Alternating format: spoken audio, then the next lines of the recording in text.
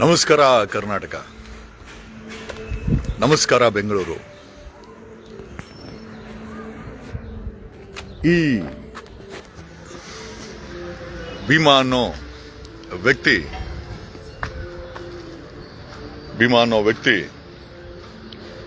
ಕರ್ನಾಟಕದ ಧರ್ಮಸ್ಥಳದಲ್ಲಿ ಕೆಲಸ ಮಾಡಿಕೊಂಡು ಅವನ ಹೇಳಿಕೆಯ ಪ್ರಕಾರ, ಅವನು ಪೊಲೀಸರಲ್ಲಿ ಕೊಟ್ಟಿರುವಂತ ಹೇಳಿಕೆಯ ಪ್ರಕಾರ ಕಳೆದ 20 ವರ್ಷದಲ್ಲಿ ಸಾವಿರಾರು ಅತ್ಯಾಚಾರ ಆಗಿರುವ ಹೆಣ್ಣು ಮಕ್ಕಳು, ಹೆಂಗಸರು, ಅವರ ಕೊಲೆಯಾದಂಥ ಶವಗಳನ್ನ ಈ ಸೋ ಕಾಲ್ಡ್ ಧರ್ಮಸ್ಥಳದಲ್ಲಿ ಕೆಲಸ ಮಾಡ್ತಾ ಇದ್ದಂಥ, ಧರ್ಮಸ್ಥಳದ ದೇವಸ್ಥಾನದಲ್ಲಿ ಕೆಲಸ ಮಾಡ್ತಾ ಇದ್ದಂಥ ಭೀಮಾ ಅನ್ನೋ ಒಬ್ಬ ಕೆಲಸಗಾರ, ಕಾವಲುಗಾರ ಹೂತಾಕಿದ್ದೀನಿ ಅಂತ ಸ್ವತಃ ತನ್ನ ವಕೀಲರ ಮೂಲಕ ಬಂದು ಧರ್ಮಸ್ಥಳದ ಪೊಲೀಸ್ ಠಾಣೆಯಲ್ಲಿ ತನ್ನ ಹೇಳಿಕೆಯನ್ನ, ಕಂಪ್ಲೇಂಟನ್ನು ರುಜುವಾತು ಮಾಡಿ ನಿನ್ನೆ ಶನಿವಾರ ಅಲ್ಲಿನ ಮ್ಯಾಜಿಸ್ಟ್ರೇಟ್ ಕೋರ್ಟಲ್ಲಿ ತನ್ನ 164 ಹೇಳಿಕೆಯನ್ನ ರೆಕಾರ್ಡ್ ಮಾಡಿದ್ದಾನೆ. ಆಮೇಲೆ ಈತ ತಗೊಂಬಂದಿರೋವಂಥ ವಿಚಾರ ಸಣ್ಣ ವಿಚಾರ ಅಂತೂ ಅಲ್ಲ. 1000ಕ್ಕೂ ಹೆಚ್ಚು ಕೊಲೆಗಳು, ಅದಕ್ಕೆ ಮುಂಚೆ ಕೊಲೆ ಆಗಕ್ಕೆ ಮುಂಚೆ ಅತ್ಯಾಚಾರ, ಅನಾಥ ಶವಗಳು, ಅದನ್ನು ಊತಂತ ಈ ಭೀಮಾ ತಾನೇ ಸ್ವತಃ ಹೇಳಿಕೆಯನ್ನು ಕೊಟ್ಟಿದ್ದಾನೆ. ವಿಟ್ನೆಸ್ಗೋಸ್ಕರ ಒಂದು ಹೆಣದ ಅಸ್ಥಿ ಪಂಜರವನ್ನ ಮಾನ್ಯ ನ್ಯಾಯಾಲಯಕ್ಕೆ ಒಪ್ಪಿಸಿದ್ದಾನೆ. ನ್ಯಾಯಾಲಯದ ಮುಂದೆ ಅವನು ಕೂಡ ಹೇಳಿಕೆಯನ್ನ ದಾಖಲೆ ಮಾಡಿದ್ದಾನೆ. ದ ಬಿಗ್ಗೆಸ್ಟ್ ಕ್ವಶನ್ ಇಸ್, ಈ ಘಟನೆ ನಾನು ಕೂಡ ಫಾಲೋ ಅಪ್ ಮಾಡ್ತಾ ಇದ್ದೀನಿ, ಬಟ್ ಧ್ವನಿ ಮಾಡ್ಲಿಕ್ಕೆ ಹೋಗಿಲ್ಲ. ಕಾರಣ ಇಷ್ಟೇನೇನೆ, ಇದು ನಮ್ಮನೆ ಹತ್ರ, ನಮ್ಮ ಮನೆಯಲ್ಲಿ ಹಾಕಿರುವಂತ windmill, we have windmill. Okay, ಇದರಿಂದ ಕರೆಂಟ್ ಉತ್ಪತ್ತಿ ಆಗತ್ತೆ. ಓಕೆ, ಅಂಡ್ ಇದು ಬಿಸಿನೀರಿಗೆ ಹಾಕಿರುವಂತ I think water, I think ಇದು ನಮ್ಮ ಮನೆಯಲ್ಲಿ ಸಂಪೂರ್ಣವಾಗಿ ಇದು ನಮ್ಮ ಮನೆ ಮೇಲೆ ಹಾಕಿರುವಂತ ಸೋಲಾರ್ ಪ್ಯಾನೆಲ್ಸ್.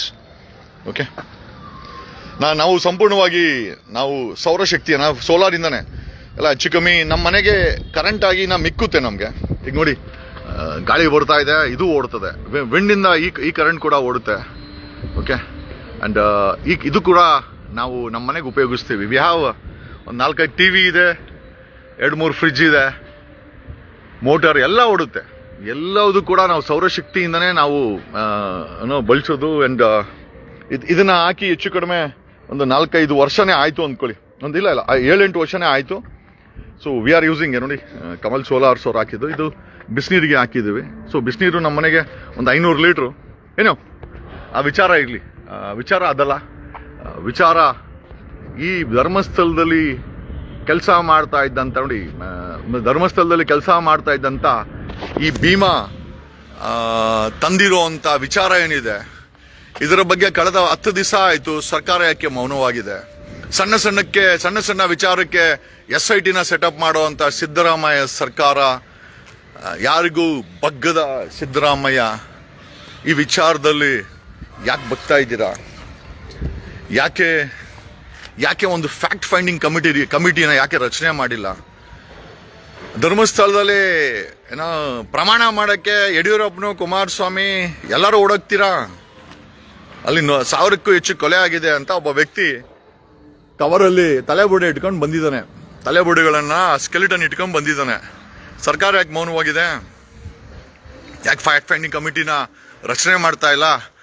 ಅವನು ಪಾಪ ಮಂಗಳೂರು SP ಅರುಣ್ ದಕ್ಷ ಅಧಿಕಾರಿ, ಅವನಿಗೆ ಕೆಲಸ ಮಾಡಕ್ ಬಿಟ್ರೆ ಖಂಡಿತವಾಗಿ ಅವನೇ ಎಲ್ಲ, ಅವನು ಯಾರೇ ಆಗಿರಲಿ, ಎಷ್ಟು ದೊಡ್ಡ ಪ್ರಭಾವಿ ಆಗಿರಲಿ, ನಶೆ ಇರಬೇಕು. ಬಟ್ ಇಷ್ಟು ಮಟ್ಟಿಗೆ ನಶೆ ಎದ್ದು ಬಿಟ್ರೆ ಡ್ಯಾಮೇಜ್ ಆಗುತ್ತೆ ಅಂತ 1000ಕ್ಕೂ ಹೆಚ್ಚು ಕೊಲೆಗಳಾಗಿದೆ, ಅದಕ್ಕೆ ಮುಂಚೆ ಅತ್ಯಾಚಾರ ಆಗಿದೆ ಅಂತ ನಾವೇ ಹೇಳ್ತಾ ಇಲ್ಲ. ಮಂಡ್ಯದ ಹುಡುಗ 20 ವರ್ಷಕ್ಕೆ ಮುಂಚೆ ಧರ್ಮಸ್ಥಳದಲ್ಲಿ ಕೆಲಸಕ್ಕೆ ಸೇರ್ಕೊಂಡಂತ ಭೀಮಾ ಅನ್ನೋನು ಹೇಳ್ತಾ ಇದ್ದಾನೆ. ಪೊಲಿಟಿಕಲ್ ಪ್ರೆಷರ್ ಹಾಕಿ ಮುಚ್ಚಾಕಕ್ಕೆ ಸಾಧ್ಯನೇ ಇಲ್ಲ.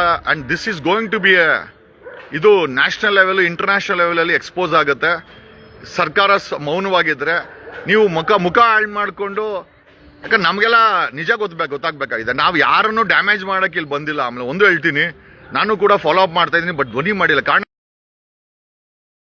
ವಿ ವಾಂಟ್ ಟು ನೋ ಏನಾಗಿದೆ ಅಂತ. ನಾವು ಯಾರ ಮನೆ ದೂಷಣೆ ಮಾಡಿ ಯಾರದೋ ಇಮೇಜ್ನ ಹಾಳು ಮಾಡೋ ಅಂಥದ್ದಲ್ಲ. ಬಟ್ ಆಗಿರುವಂಥ ಕೊಲೆಗಳು ಮುಚ್ಚಾಕಿರೋ ನೀವನೇ ಅಂತೆ. 1000ಕ್ಕೂ ಹೆಚ್ಚು ಡೆಡ್ ಬಾಡಿಗಳನ್ನ ಮುಚ್ಚಾಕಿದ್ದಾನೆ ಅಂತಂದ್ರೆ ಅವನೇ ಹೇಳ್ತಾ ಇದ್ದಾನೆ. And S given in writing. ನಾವ್ಯಾರು ಹೇಳ್ತಾ ಇಲ್ಲ. ನಾವ್ ಯಾರಾದ್ರೂ ಹೇಳಿದ್ರೆ ಅದು ತಪ್ಪು, ಯಾಕಂದ್ರೆ ನಮ್ಮ ಹತ್ರ ಏನು ದಾಖಲೆ ಇಲ್ಲ ಅಂತಾನೆ ಅನ್ಕೊಂಡ್ಬಿಡೋಣ. ಆಮೇಲೆ ಅವನು ಹೇಳ್ತಾ ಇರೋದು ಒಬ್ಬ ಪ್ರಭಾವಿ ಕುಟುಂಬದ ವಿರುದ್ಧ.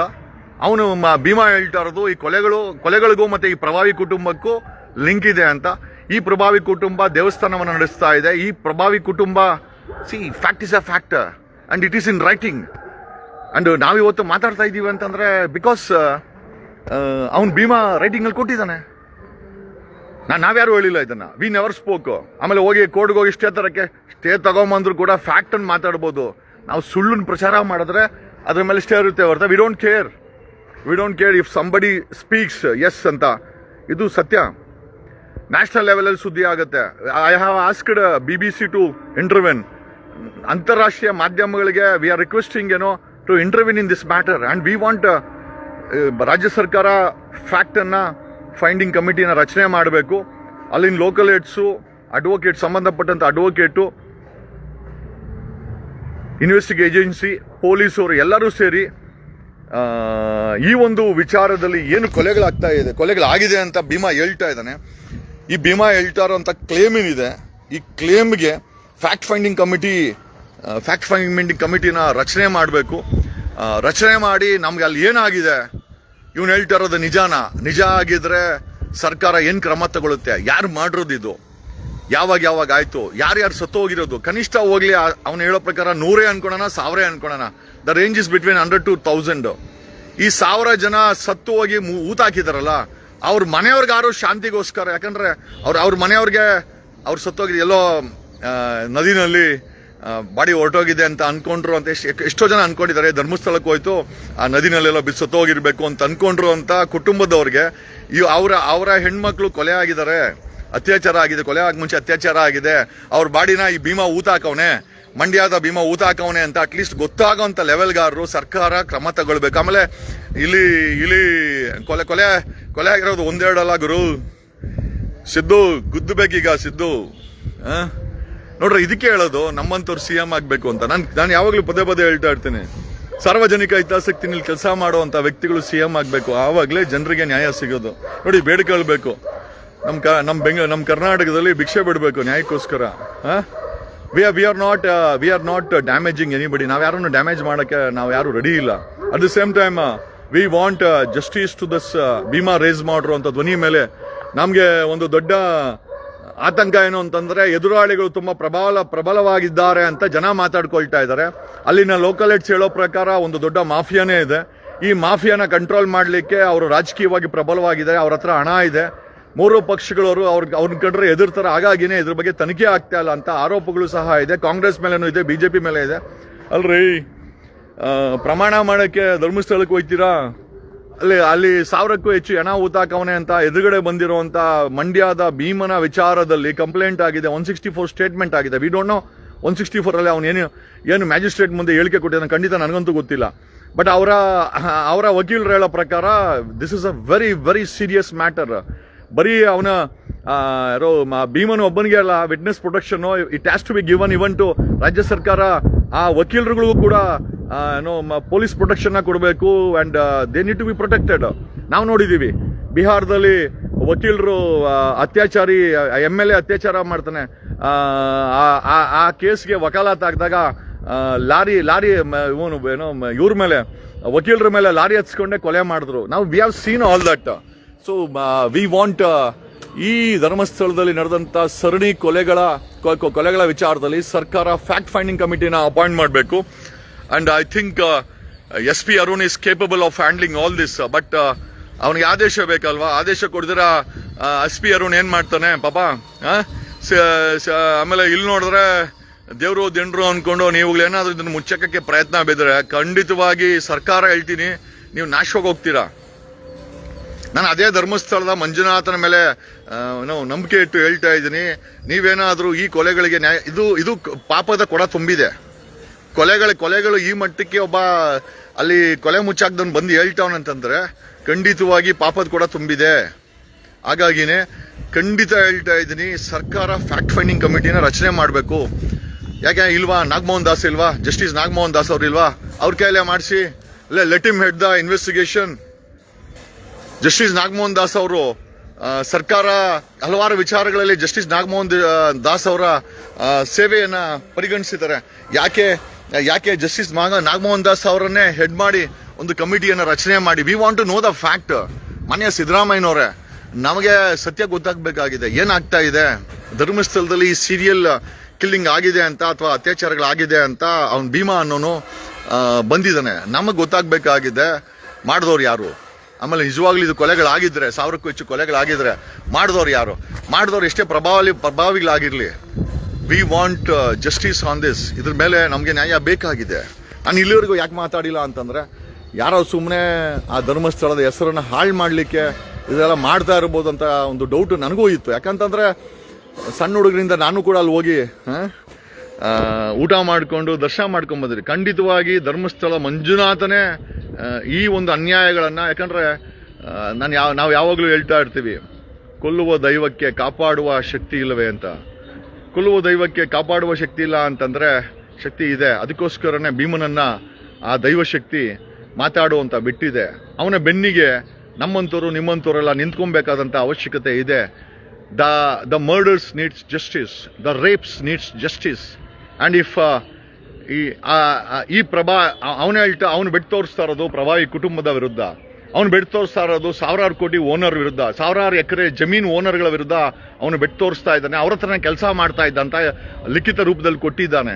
ಅಲ್ಲಿನ ಲೋಕಲ್ ಹೆಡ್ಸು ಅಷ್ಟೇನೆ ಈ ಪ್ರಭಾವಿ ಕುಟುಂಬದ ವಿರುದ್ಧ ಒಳ್ಳೆ ವಿಚಾರ ಅಂತೂ ಇಲ್ಲ. Ultimately we want justice. ಇದನ್ನ ಮಾಡಬೇಕಾದ್ದು ಸರ್ಕಾರದ ಕೆಲಸ. ಯಾಕೆ ಮಲ್ಕೊಂಡಿದ್ದೀರಾ? And it has to happen. Otherwise I will take this issue at international level. ಅಂತಾರಾಷ್ಟ್ರೀಯ ಮಾಧ್ಯಮಗಳ ಮುಂದೆ ನಿಮ್ಮ ನಗ್ನತೆಯನ್ನು ಬಿಚ್ಚಿಡಬೇಕಾಗತ್ತೆ.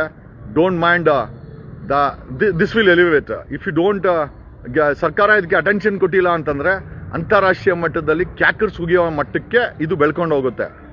ಅವನು ಹೇಳೋ ಪ್ರಕಾರ ನೆನೆ 164 ರೆಕಾರ್ಡ್ ಆಗಿದೆ. 161 ಹೇಳಿಕೆಯನ್ನು ಕೊಟ್ಟಿದ್ದಾನೆ ಪೊಲೀಸ್ ಠಾಣೆನಲ್ಲಿ. ಸರ್ಕಾರ ಯಾಕೆ ಮೌನವಾಗಿದೆ? ಬಿಜೆಪಿ, ಕಾಂಗ್ರೆಸ್, JDS ಎಲ್ಲಿ ಸತ್ತೋಗಿದ್ದೀರಾ? ನಿಮ್ಗೆ ನಾಚಿಕೆ, ಮಾನ, ಮರ್ಯಾದೆ ಏನಿಲ್ಲ. ಪ್ರಮಾಣ ಮಾಡಕ್ ಧರ್ಮಸ್ಥಳ ಬೇಕು. ಅಲ್ಲ ಆಗಿರೋ ಕೊಲೆಗಳಿಗೆ ನ್ಯಾಯ ಕೊಡಕ್ಕೆ ನೀವು ಯಾರು ಬರಲ್ಲ. ನಾಚಿಕೆ, ಹೊಟ್ಟೆಗೆ ಏನ್ರೋ ತಿಂತೀರಾ ನೀವೆಲ್ಲ? ಏನಕ್ಕೆ ರಾಜಕಾರಣಿಗಳಾಗಿದ್ದೀರಾ? ದೇವ್ರೆ ಆ ಧರ್ಮಸ್ಥಳ ಮಂಜುನಾಥನೇ ನ್ಯಾಯ ಕೇಳಕ್ಕೆ ಭೀಮನ್ ಕಳ್ಸವನೆ. ಅವನಿಗೆ ಸಪೋರ್ಟ್ ಮಾಡಿಲ್ಲ ಅಂತಂದ್ರೆ ನೀವೆಲ್ಲ ನಾಶವಾಗಿ ಹೋಗ್ತೀರಾ. ಧರ್ಮಸ್ಥಳವನ್ನ ಆಣೆ ಪ್ರಮಾಣ ಮಾಡಿ ನಿಮ್ಮ ಇಷ್ಟಾಚಾರ ಬಿಚ್ಚಿಟ್ಕೊಳಕ್ ಯೂಸ್ ಮಾಡ್ತೀರಲ್ವಾ? ಧರ್ಮಸ್ಥಳದ ಬಗ್ಗೆ ಸಂಪೂರ್ಣ ಗೌರವ ಇದೆ. ಅದೊಂದು ಒಂದು ಪಂಥೀಯ ಜನ ನಂಬಿಕೆ ಇಟ್ಟಿರುವಂತ ಧರ್ಮಸ್ಥಳಕ್ಕೆ ಹೆಸರಿಗೆ ಯಾವುದೇ ರೀತಿಯ ಡ್ಯಾಮೇಜ್ ಆಗಬಾರ್ದು. ಯಾಕಂದ್ರೆ ನಾನು ಕೂಡ ಅಲ್ಲಿ ಅನ್ನ ತಿಂದಿದ್ದೀನಿ, ನಾನು ಕೂಡ ಅಲ್ಲಿ ಊಟ ಮಾಡಿದ್ದೀನಿ, ನಾನು ಕೂಡ ಮಂಜುನಾಥನ್ಗೆ ನಮಸ್ಕರಿಸಿ ಆಶೀರ್ವಾದ ಪಡ್ಕೊಂಡ್ ಬಂದಿದ್ದೀನಿ. ಸಂಪೂರ್ಣ ಗೌರವ ಆ ಧರ್ಮಸ್ಥಳದ ಮಂಜುನಾಥನ ಮೇಲೆ ಇದೆ. ಬಟ್ ಆದರೆ ಅಲ್ಲಾಗಿರುವಂಥ ಕೊಲೆಗಳನ್ನ ಸೈಡ್ ಮಾಡಿ ಆ ಧರ್ಮಸ್ಥಳಕ್ಕೆ ಮಂಜುನಾಥನಿಗೆ ಕಳಂಕ ಬರಬಾರ್ದು ಅಂತಂದ್ರೆ ಫ್ಯಾಕ್ಟ್ ಫೈಂಡಿಂಗ್ ಕಮಿಟಿಯನ್ನ ಸರ್ಕಾರ ರಚನೆ ಮಾಡಬೇಕು. ಸಿದ್ದರಾಮಯ್ಯ ಮಾಡಲೇಬೇಕು. ನಾವು ಬಿಡಲ್ಲ. We will not spare. We will take this matter to national and international level. ಆ ಲೆವೆಲ್ಗೆ ಹೋಗ್ಬಾರ್ದು ಅಂತಂದ್ರೆ ಸಿದ್ದರಾಮಯ್ಯ ಆಕ್ಷನ್ ಆಗಬೇಕು. And we want it to happen. It will happen. ಅದಾಗೆ ಆಗುತ್ತೆ. ಅದು guaranteed from my end. Okay, it will happen. ನಾವು ಯಾರಿಗೂ ಡ್ಯಾಮೇಜ್ ಮಾಡೋಕೆ ಇಷ್ಟ ಇಲ್ಲ. ಅಲ್ಲಿ ದೊಡ್ಡ ದೊಡ್ಡ ಕುಟುಂಬಗಳ ಹೆಸರು ಬರ್ತಾ ಇದೆ. ನಮಗೆ ಒಂಥರ ಇನಿಷಿಯಲಿ ಡೈಜೆಸ್ಟ್ ಮಾಡ್ಕೊಳಕ್ಕಾಗಿಲ್ಲ. To digest it took me 3 years. 3 ವರ್ಷ ಬೇಕಾಯ್ತು ನನಗೆ ಈ ವಿಚಾರನ ಜೀರ್ಣ ಮಾಡ್ಕೊಳ್ಲಿಕ್ಕೆ. Today why am speaking is S. ಬಂದು ಹೇಳ್ತಾ ಇದ್ದಾನೆ, ಒಬ್ಬ ಕೂಲಿ ಕಾರ್ಮಿಕ ಬಂದು 1000ಕ್ಕೂ ಹೆಚ್ಚು ಹೆಣಗಳನ್ನ ಊತ ಹಾಕಿದಾನೆ ಅಂತ ಧೈರ್ಯವಾಗಿ ಹೇಳ್ತಾ ಇದ್ದಾನೆ ಅಂತಂದ್ರೆ ಅವ್ನ ಜೊತೆಲಿದ್ದೊಬ್ಬ ಅವ್ನ ಕೊಲೆ ಮಾಡ್ತಾರೆ. ಯಾರೋ ನಿಜ ಬಾಯಿ ಬಿಟ್ಟು ಅವ್ನ ಕೊಲೆನೂ ಆಗುತ್ತೆ. ಈಗ ಹಂಗಾರೆ ಭೀಮನ್ ಕೊಲೆ ಆಗೋವರೆಗೂ ಸರ್ಕಾರ ಮಾತಾಡಲ್ಲ. ಅಂದ್ರೆ ಅವ್ನ ಕೊಲೆ ಆಗಿ ಸತ್ತೋಗ್ಬೇಕು. ಆ ವಕೀಲರಿಗೆ ಯಾರು ಲಾರಿಗಿರಿ ಹಚ್ಚಿ ಅವ್ರನ್ನ ಮರ್ಡರ್ ಮಾಡಬೇಕು. ಇದನ್ನು ಮುಚ್ಚಾಕ್ಬೇಕು. ಈ ಷಡ್ಯಂತ್ರದಲ್ಲಿ ಏನಾದ್ರು ಸರ್ಕಾರ ಮತ್ತೆ ಹೋಮ್ ಮಿನಿಸ್ಟರ್ ಪರಮೇಶ್ವರ್ ಏನ್ರಿ ಮಾಡ್ತಾ ಇದ್ದೀರಾ? ಸಿದ್ದರಾಮಯ್ಯನವ್ರಿಗೆ ಯಾಕೆ ಮೌನ? We will elevate this matter. Definitely ಈ ಮ್ಯಾಟರ್ ಇಲ್ಲಿಗಂತೂ ನಿಲ್ಲಲ್ಲ. ಓಕೆ, ಖಂಡಿತ ಇದಕ್ಕೆ ನ್ಯಾಯ ಸಿಗಲೇಬೇಕು. ಈಗ ಬದುಕಿದ್ದೀರಿ ಬಿಡಿ, ಸಾಯೋದು ಒಂದ್ ದಿವಸ ಸತ್ತೋಗ್ತೀವಿ, ಅದೇನು ಬೇರೆ ವಿಚಾರ. ಸಾವು ಬಗ್ಗೆ ನಾವು ತಲೆನೇ ಕೆಡಿಸ್ಕೊಳ್ಳೋ ಕಾರಣ ಯಾಕೆ ಅಂತಂದ್ರೆ ನಾವಿರೋವರೆಗೂ ಸಾವು ಬರಲ್ಲ, ಸಾವು ಬಂದ್ರೆ ನಾವಿರಲ್ಲ. ಯಾಕೆ ತಲೆ ಕೆಡಿಸ್ಕೊಬೇಕು? ಎಲ್ಲ ಒಂದು ದೈವ ಇಚ್ಛೆ, ಮೇಲಿರೋನ್ ಇಚ್ಛೆ. ಧರ್ಮಸ್ಥಳ ಮಂಜುನಾಥನ ಇಚ್ಛೆನೇ ಅಂತ ಅನ್ಕೊಂಬಿಡೋಣ. ಯಾಕಂದ್ರೆ ನಾವೆಲ್ಲ ಕೂಡ ಆ ಧರ್ಮಸ್ಥಳದಲ್ಲಿ ಊಟ ಮಾಡಿದೀವಿ, ಅಲ್ಲಿ ರೂಮಲ್ಲಿ ಮಲ್ಕೊಂಡು ಎದ್ದು ಬಂದು ಧರ್ಮಸ್ಥಳದ ಮಂಜುನಾಥನ ಸೇವೆ ಮಾಡಿದೀವಿ. ಆ ಸೇವೆಯನ್ನ ಮನಸ್ಸಲ್ಲಿ ಇಟ್ಕೊಂಡು ನಮಗನ್ಸಿರುತ್ತೆ ಆ ಧರ್ಮಸ್ಥಳಕ್ಕೆ ಕಳಂಕ ಬೇಡ. ಅಟ್ ದ ಸೇಮ್ ಟೈಮ್ ಕೊಲೆ ಮಾಡ್ರೋ ಎಷ್ಟೇ ಪ್ರಭಾವಿ ಆಗಿರ್ಲಿ ಅವ್ರಿಗೆ ಜೈಲು ಊಟ ಅಂತ ಹಾಕ್ಸ್ಲೇಬೇಕು. ಯಾಕೆ ಈ ರೀತಿ ಆಗ್ತಾ ಇದೆ? ರವಿಚಂದ್ರನ ಹಾಡು ನಮ್ಕ ಬರ್ತದೆ. ವೇದಾಂತ ನುಡಿವಾ ನಾಡಿನಳಿ ಈ ರೀತಿ ನಡಿ ಈ ರೀತಿ ಏಕೆ ಬಾಳುವಿರಿ, ಹೆಣ್ಣನ್ನು ಪೂಜಿಸೋ ಭೂಮಿಯಲ್ಲಿ ಈ ರೀತಿ ಸರಿಯೇ ಯೋಚಿಸಿರಿ. ಗಾಂಧಿ ಇದ್ದ ದೇಶ ನನ್ನದು, ಬುದ್ಧನಿದ್ದ ಭೂಮಿ ನನ್ನದು. ಜಸ್ಟಿಸ್ ಅಂತೂ ಸಿಗಲೇಬೇಕು. Okay, and it has to happen and it will serve. ನನ್ನ ದೇಶದಲ್ಲಿ ಸಂವಿಧಾನ ಬದುಕಿದೆ, ಇದಕ್ಕೆ ನ್ಯಾಯ ಸಿಕ್ಕೇ ಸಿಗುತ್ತೆ. ಕೊಲೆ ಯಾರೇ ಮಾಡಿರಲಿ, ಭೀಮನೇ ಮಾಡಿರಲಿ, ಅವನಿಗೆ ಜೈಲು ಊಟ ಕಾಯಂ ಆಗಬೇಕು. ಅವನು ಸುಳ್ಳಾರೋಪ ಮಾಡಿದ್ರೆ ಅವನು ಕೂಡ ಜೈಲಿಗೆ ಹೋಗ್ಬೇಕು. But at the same time ಅವ್ನು ಹೇಳ್ತಿರೋದು ನಿಜ ಅಂತಂದ್ರೆ ಅದನ್ನು ಫೈಂಡ್ ಔಟ್ ಮಾಡೋಕ್ಕೆ ಸರ್ಕಾರ ಫ್ಯಾಕ್ಟ್ ಫೈಂಡಿಂಗ್ ಕಮಿಟಿನ ರಚನೆ ಮಾಡಲೇಬೇಕು. ಇದು ಕರ್ನಾಟಕದ ಒತ್ತಾಯ, 6 ಕೋಟಿ ಕನ್ನಡಿಗರ ಒತ್ತಾಯ. ನಾನು ಕೂಡ ಧರ್ಮಸ್ಥಳದ ಮಂಜುನಾಥನ ಭಕ್ತನಾಗಿ ನನಗೆ ಆತಂಕ ಏನು ಅಂತಂದ್ರೆ ಆ ಧರ್ಮಸ್ಥಳದ ಮಂಜುನಾಥನ್ಗೆ ಯಾವುದೇ ರೀತಿಯ ಕಳಂಕ ಬೇಡ. ಆ ಕಳಂಕವನ್ನ ಆ ಕಟ್ಟಿರುವ ಕಳಂಕವನ್ನ ಆ ಧರ್ಮಸ್ಥಳದ ಮಂಜುನಾಥನೇ ತೊಳಿಲಿಕ್ಕೆ ಭೀಮನ್ನ ಕಳಿಸಿದಾನೆ ಅಂತ ನನಗನ್ನಿಸ್ತಾ ಇದೆ. ದಯಮಾಡಿ ಒತ್ತಾಯ ಮಾಡಬೇಕು. You all voice, no doubt social ಮೀಡಿಯಾದಲ್ಲಿ ದೊಡ್ಡ ಮಟ್ಟದ ಕ್ರಾಂತಿ ಆಗಿದೆ. ಪರವಾಗಿಲ್ಲ, ಮೀಡಿಯಾದವ್ರ ಮೇಲೆ ಪ್ರೆಷರ್ ಇರ್ತದೆ. ನಾವು ಮೀಡಿಯಾದವ್ರನ್ನ ಬೈಕೊಳ್ಳೋದು ಬೇಡ. ಮೀಡಿಯಾದವ್ರು ಆಕ್ಟಿವ್ ಆಗ್ತಾರೆ.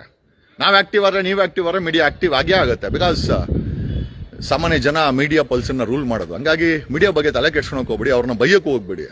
ಓಕೆ, ಯಜಮಾನ್ರುಗಳು ಪಾಪ ಮೀಡಿಯಾ ಯಜಮಾನ್ರುಗಳು ಸ್ವಲ್ಪ ಹೊತ್ತಾದ್ಮೇಲೆ ಆಕ್ಟಿವ್ ಆಗ್ತಾರೆ. ನಾನು ಬೇಕಾದ್ರೆ ಪಬ್ಲಿಕ್ ಟಿವಿ ರಂಗಣ್ಣ ಏನಣ್ಣ ಇದು ನೋಡ್ರಿ, ಕೊಲೆಗಳ ಬಗ್ಗೆ ಸ್ವಲ್ಪ ಮಾತಾಡ್ರಂಗಣ್ಣ. ಓಕೆ, ನಮ್ದು ನಿಮ್ದು ಹೆಂಗನ ಎದ್ಕೊಂಡ್ಲಿ, ನೀವು ನಮ್ಮನ್ನ ಅಂತೀರಾ, ನಾವು ನಿಮ್ಮನ್ನ ಅಂತೀರಾ. But at the same time ನ್ಯಾಯ ಕೇಳಕ್ಕೆ ಇಬ್ರು ಹೋಗ್ತೀವಿ. ಹಂಗಾಗಿ public TV Ranganna, power TV ಶೆಟ್ರೆ, ಸುವರ್ಣ ನ್ಯೂಸ್ ಓನರ್ರೆ, TV9 ಮಾಲೀಕರೇ, TV5, ನ್ಯೂಸ್ 18 ಯೂಟ್ಯೂಬರ್ಸ್ ಎಲ್ಲರೂ ಆಕ್ಟಿವ್ ಆಗಬೇಕು. 1000ಕ್ಕೂ ಹೆಚ್ಚು ಕೊಲೆ ಆಗಿದೆ ಅಂತ ಭೀಮಾ ಬಂದಿದ್ದಾನೆ.